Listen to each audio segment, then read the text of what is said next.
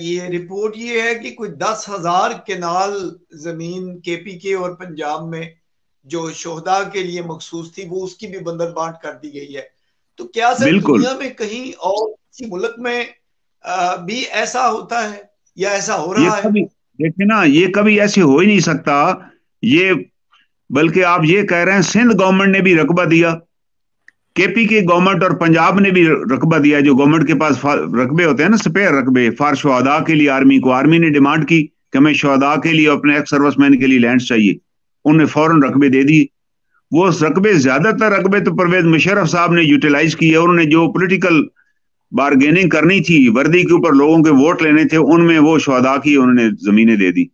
और मजे की बात है कि ये रेफरेंस जो डीआई खान में जो जमीनें दी गई, ये शफकत महमूद साहब ने दायर किया था विद रिकॉर्ड, कितने हजार कनाल जो है वो लैंड दे दी गई है।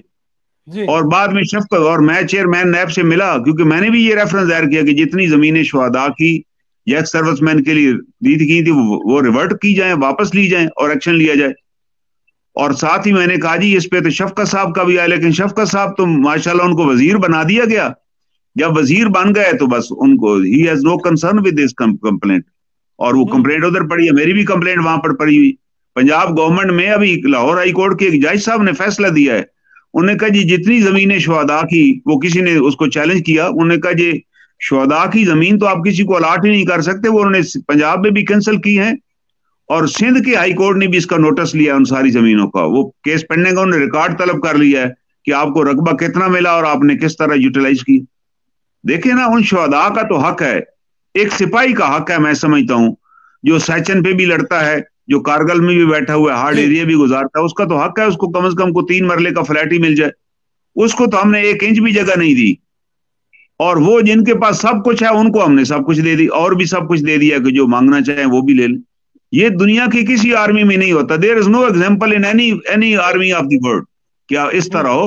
हर जगह जो पिसे हुए तबके, लोअर तबके हैं, उनको उनको लुक आफ्टर किया जाता है। अभी देखे ना, अतर मिनल्ला साहब की जजमेंट आई है जजेस के बारे में। इस्लामाबाद के 2 सेक्टरों में प्लाट एलोकेट किए गए, जजेस के लिए, ब्यूरोक्रेट्स के लिए और सीनियर एडवोकेट्स के लिए। ज़ाहिर it was very difficult for Athar Minallah साहब to give a judgement on this issue ना, कि जाहिर है जजेस हैं सुप्रीम कोर्ट के बेचारे मुस्तहिक, 12-12 लाख तनख्वाह ले रहे हैं और जब रिटायर होंगे 10-10 लाख की पेंशन होगी। जी सिर्फ इस वक्त सबसे पहले जवाद एस ख्वाजा थे जिन्होंने प्लाट नहीं लिया था। उन्होंने ऐलान किया था कि जज, वो जज ही करप्ट है जो प्लाट लेता है गवर्नमेंट से। जज कैसे प्लाट ले सकता है?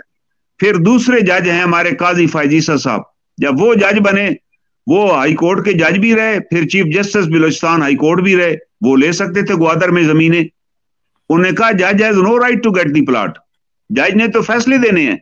नतीजतन सुप्रीम कोर्ट में भी आके उन्होंने मेंटेन किया कि जजेस आर नॉट अलाउड। अब तो जस्टिस मंसूर शाह साहब हैं, जस्टिस याया अफरीदी हैं, उन्होंने भी लिख कर दे दिया कि we will not get any plot, we have no right to get the plot. अब देखें ना, तरमिनल्ला साहब ने अपने फैसले में लिखा है कि ये प्लाट लोअर एम्प्लॉइज का हक है। भाई जिसके पास शेल्टर ही नहीं है, जिसके पास घर ही नहीं है, उसका तो हक है, आप रियासत उसको प्लाट दे, रियासत की जिम्मेदारी है उसको घर देना। ये नहीं है कि जिसके पास सब कुछ है, जो रिटायर हुए, और एक जज जब रिटायर होता है तो 5-6 करोड़ रुपए उसको मिलता है पेंशन का लमसम। भाई जिसको इतना मिल रहा है तो उसको प्लाट की क्या जरूरत है? आप उसको किस खुशी में प्लाट दे रहे हैं? 2-2 प्लाट, 3-3 प्लाट। सर ये दुनिया में किसी और मुल्क में भी ऐसा हो रहा है? It is not anywhere of the world, किसी भी जगह। जनरल मंटगोमरी थे ना, field marshal Montgomery, second world war के वो हीरो थे, उन्होंने जंग जीती थी। और सेकेंड वर्ल्ड वार के दौरान ही लंदन में जब बमबारी हुई बहुत ज्यादा, तो उनका जो आबाई घर था वो भी तबाह हो गया। तो वो जब वापस आए तो उन्होंने अपना घर भी देखा कि वो तबाह हो चुका था।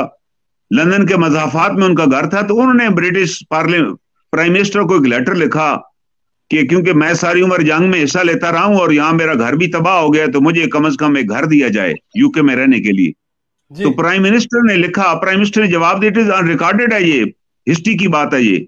उन्होंने कहा general, you are fighting for the nation and nation has paid you, nation had paid you heavily and you got retired all with the benefits, तो यू कैन अफोर्ड, आपका घर है, आप ठीक कर रहे हैं और रहें। उन्होंने कहा आपका अकेला घर तो तबाह नहीं हुआ, यूके में लाखों घर तबाह हुए थे सेकेंड वर्ल्ड वार के दौरान। उन्होंने कहा रियासत उन लोगों को तो मदद करेगी, उन लोगों की जिनके पास वसाइल ही नहीं थे, जिनके घर तबाह हो गए। आप तो रिटायर्ड हैं, पेंशन भी आप ले रहे हैं, आपको पैसे भी मिले हैं, उन्हें रिग्रेट कर दिया। और देन मंटगोमरी लेटर ऑन रियलाइज कि ये मुझे हमाकत नहीं करनी चाहिए थी, मुझे लिखना ही नहीं चाहिए था। ये है दुनिया के अंदर कि मुझे अप्रोच नहीं करनी चाहिए। बिल्कुल, बस ये